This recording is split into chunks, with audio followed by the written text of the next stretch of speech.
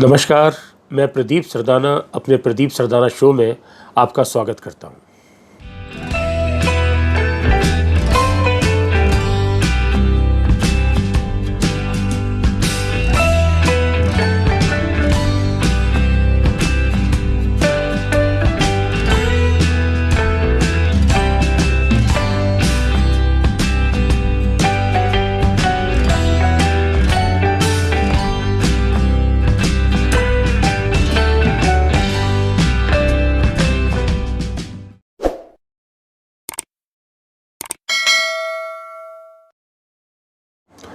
आज हम बात करेंगे लता मंगेशकर की, स्वर कोकिला, भारत रत्न लता मंगेशकर की, जिन्होंने अभी 28 सितंबर को अपने जीवन के 92 बरस पूरे करके 93 वर्ष में प्रवेश किया है।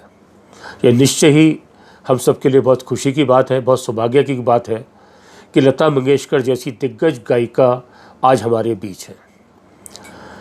हम जिस तरह आज उनको शिद्दत से याद कर रहे हैं, 100 बरस बाद भी मुझे पूरा यकीन है इसी तरह उनको याद किया जाएगा।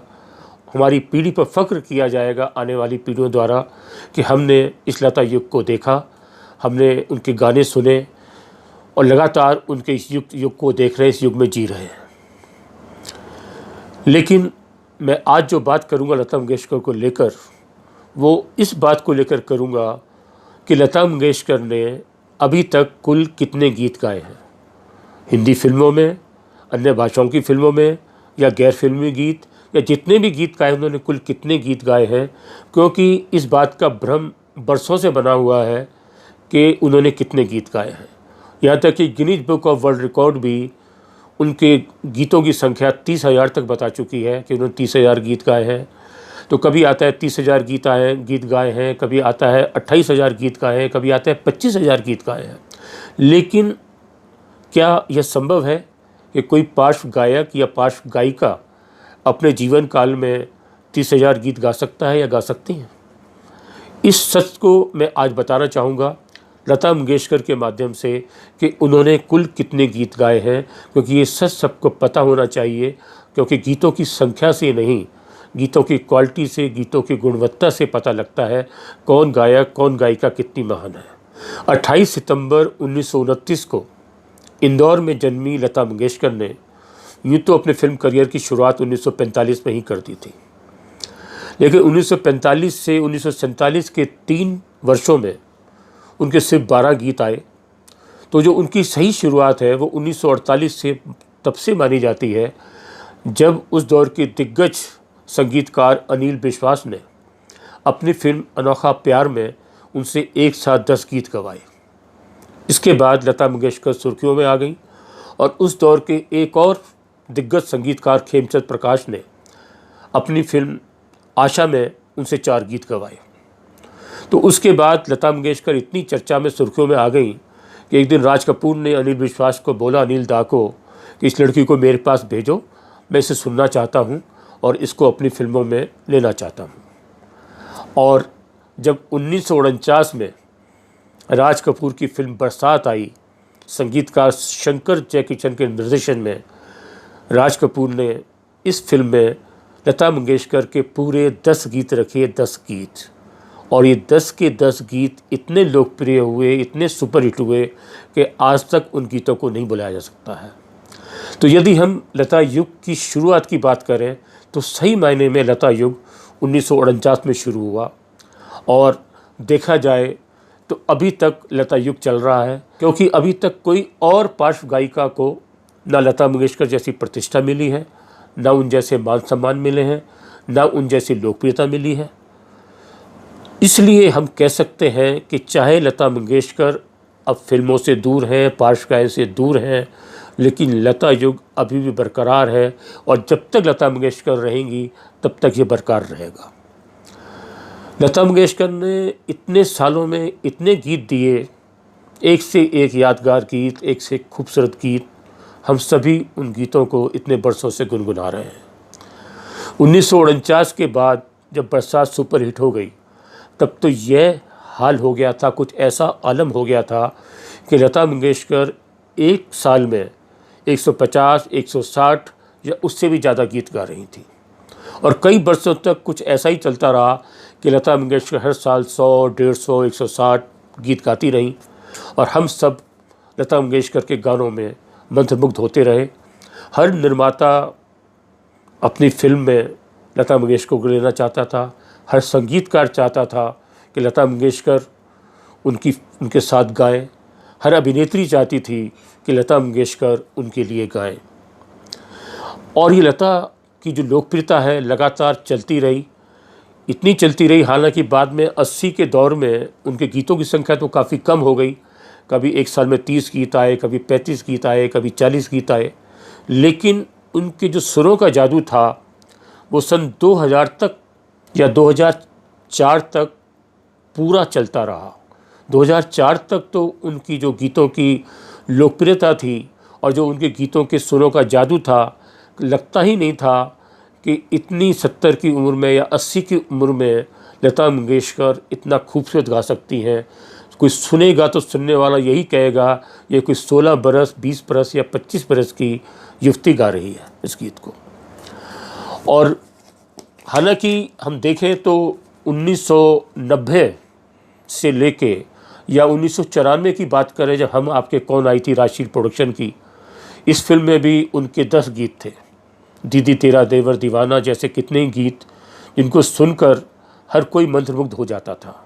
तो 1994 से 2004 की बात करें तो हम आपके कौन के बाद जो उनकी और भी कई फिल्में आई, उनको गुलजार ने भी लिया अपनी फिल्म माचिस में, यश जौहर की फिल्म, करण जौहर की फिल्म कभी खुशी कभी गम में भी उनका गीत आया, लेकिन यश चोपड़ा ने उनको लगभग अपनी तमाम फिल्मों में लिया।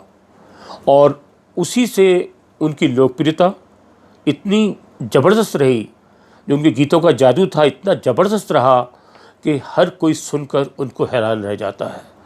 इस बीच जो उनकी यश चोपड़ा के साथ फिल्म आई, दिल वाले दुल्हनिया ले जाएंगे आई, जो फिल्म अभी तक चल रही है बॉम्बे के अंदर मराठा मंदिर में, लॉकडाउन से पहले तक चल रही थी, तो उसके गीत भी इतने सुपरहिट हुए कि आज तक उन गीतों को कोई नहीं भूल सका।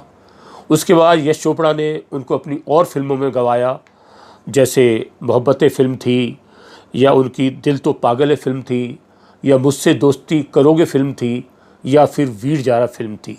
वीर जारा फिल्म जो 2004 में आई थी, उसकी धुनें हालांकि मदन मोहन जैसे दिग्गज संगीतकार ने बरसों पहले बना दी थी, लेकिन जब 2004 में वीर जारा में भी उनके 8 गीत आए तो हम सब हैरान रह गए कि लता मंगेशकर का क्या सुर है, क्या गला है, क्या उनका गुण है, क्या उनकी प्रतिभा है। हालांकि उसके बाद ये दौर ठहर गया। जिस तरह मैंने बताया कि 2006 में जब रंग दे बसंती आई तो उसके बाद उनकी जो फिल्म यात्रा थी उसमें कुछ ठहराव सा आ गया।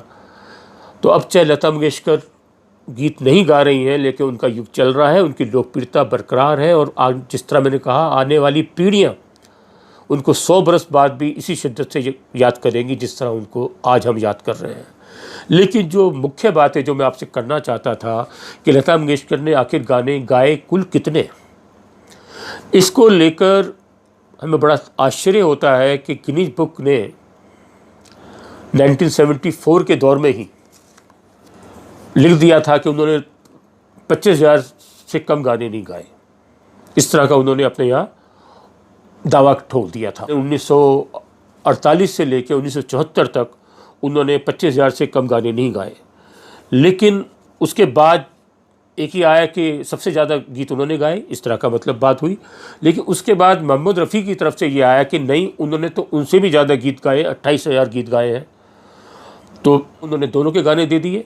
उसके बाद जो नया एडिशन आया गिनीज बुक का, उसके अंदर 30,000 गीत का एक क्लेम हुआ कि लता मंगेशकर ने 30,000 गीत गाए हैं।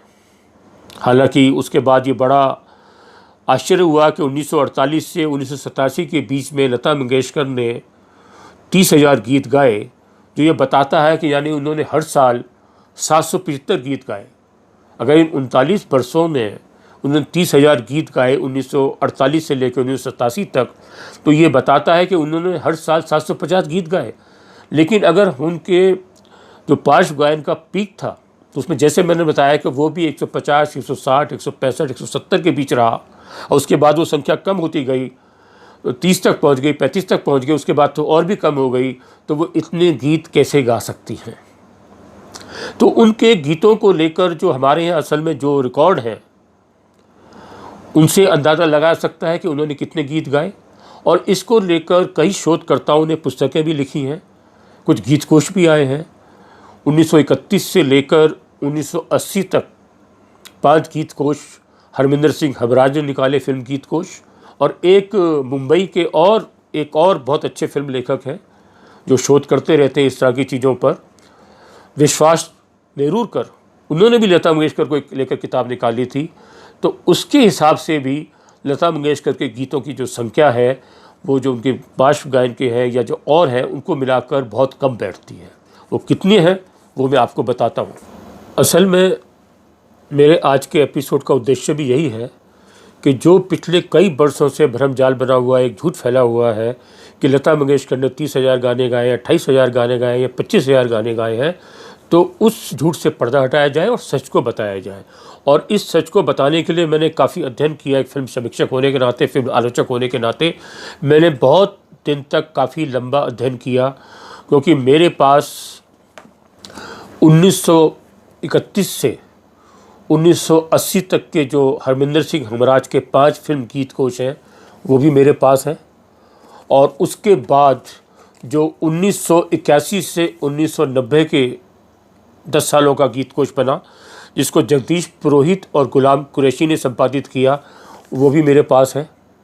और इन सबके साथ लता समग्र पुस्तक भी मेरे पास है। इसके अंदर जो गीत हैं उनका संकलन, उनका चयन, जो सुमन चौरसिया हैं इंदौर के, जिन्होंने लता दीनानाथ मंगेशकर ग्रामोफोन रिकॉर्ड की स्थापना की है।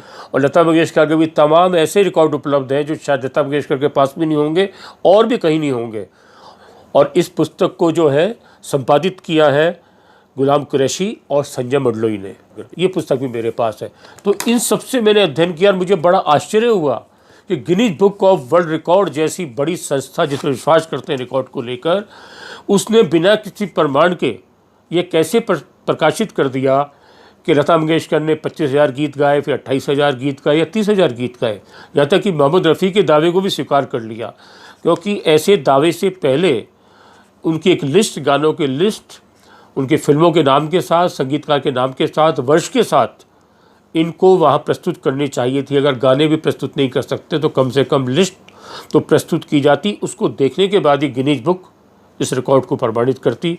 लेकिन Guinness book of world record जैसी मशहूर संस्था जिस पर विश्वास किया जाता रिकॉर्ड के लिए, उसने भी बिना किसी प्रमाण के ये प्रकाशित कर दिया कि इन गायकों ने, इन गायिका ने इतने गीत गाए हैं।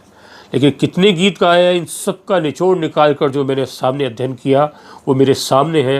और वो मैं आपको बताने जा रहा हूँ कि लता मंगेशकर ने अभी तक हिंदी फिल्मों में 5,328 गीत गाए हैं।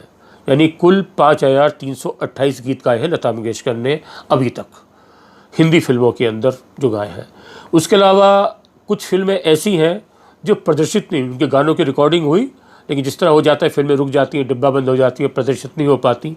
तो ऐसे फिल्मों के अंदर भी उनके 127 गीत और हैं। यानी 5,328 गीत उन फिल्मों के जो प्रदर्शित हो चुकी हैं और 127 वो गीत हैं जो फिल्में प्रदर्शित नहीं हुई। इनके अलावा 198 गीत हैं वो जो गैर फिल्मी हैं, जो फिल्मों में नहीं थे लेकिन उन्होंने गाए। इनके अलावा लता मंगेशकर ने करीब 22 भाषाओं में गीत गाए हैं, जिसके अंदर सबसे ज़्यादा गीत उन्होंने मराठी भाषा में गाए हैं। तो मराठी के अंदर उनके सबसे ज़्यादा गीत हैं। मराठी जो फिल्में हैं उनके अंदर उनके 405 गीत हैं। उसके बाद बांग्ला फिल्मों का नंबर आता है। जो बांग्ला फिल्मों में उन्होंने कुल गीत गाए हैं उनकी संख्या 206 है। तो मराठी फिल्मों के 405 गीत और बांग्ला फिल्मों के 206 गीत। उसके बाद पंजाबी फिल्मों में भी उन्होंने बहुत गीत गाए हैं। 69 गीत उनके पंजाबी फिल्मों में हैं। तो तीसरा जो बड़ा वो है मराठी, बांग्ला के बाद पंजाबी फिल्मों में उनका बहुत बड़ा योगदान है गीत गायन में। उसके बाद फिर गुजराती फिल्में आती हैं। गुजराती फिल्मों में उन्होंने 48 गीत गाए हैं। और फिर भोजपुरी फिल्में भी हैं। भोजपुरी फिल्मों में भी उनके 32 गीत आए हैं। और इसके अलावा संस्कृत में भी उनके गीत आए हैं, संस्कृत की फिल्मों में जो उनके संस्कृत गीत आए हैं उनकी संख्या 24 है। तो ये उनके मुख्य हैं। उसके अलावा उन्होंने तमिल में, तेलुगु में, मलयालम में, कन्नड़ में, उड़िया में, असमिया में और बहुत सी भाषाओं में उन्होंने गीत गाए हैं। हमारी इतनी सारी भाषाएं हैं, हमारी इतनी सारी फिल्में बनती हैं, उनमें गीत गाया, किसी में 1, किसी में 2, किसी में 3, नेपाली फिल्मों में भी गाया है, सिंगली फिल्मों में भी गाया है। तो वो सारे गीत हैं। तो इन सारे गीतों को अगर हम मिला लें, सब गैर फिल्मी गीत, प्रतिष्ठित गीत, प्रतिष्ठित फिल्मों के गीत और अप्रतिष्ठित फिल्मों के गीत, गैर फिल्मी गीत और विभिन्न भाषाओं के गीत, और यहाँ तक कि कुछ ऐसे गीत भी हैं जिनकी रिकॉर्डिंग कहीं ना कहीं मिली है लेकिन उनके रिकॉर्ड जारी नहीं हुए, ऐसे गीतों की संख्या भी करीब 22 है। तो इन सबको हम मिला लें तो ये सारी संख्या बनती है 6557। यानी लता मंगेशकर ने अपने करियर में, इतने लंबे करियर में, कुल 6557 6557 सॉन्ग्स गाए, 6557 गीत गाए। तो यह सच है कि उन्होंने इतने गीत गाए।